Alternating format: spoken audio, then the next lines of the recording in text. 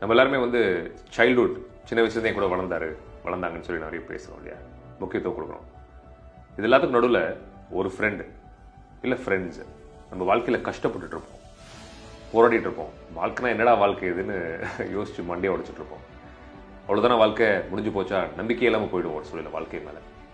அந்த மாதிரி சுச்சுவேஷனில் எல்லார் வாழ்க்கையிலும் ஒரு நண்பர் தோணுவார். அந்த மாதிரி ஒரு நண்பர் உங்கள் வாழ்க்கையில் இருந்தாருன்னா அக்னாலஜ் பண்ணுங்க.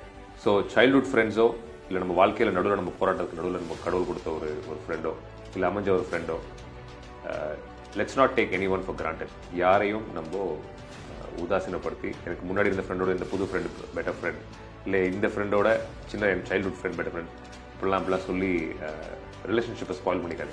Every friend is important. நன்றி உணர்வோட நம்ம பழக்கங்கள் உறவுகள் இருக்குன்றது என்னோட ஒரு கருத்து. ஏன்னா காலம் ரொம்ப வேகமாக மாறி போயிட்டுருக்கு.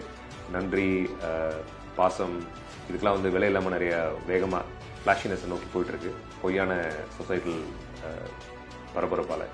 ஸோ அதில் இந்த நட்புன்ற ஒரு அழகான உணர்வை நம்ம தொலைச்சிடக்கூடாது. ஸோ இது பதிவு நான் பேசுகிறேன். Hope this helps.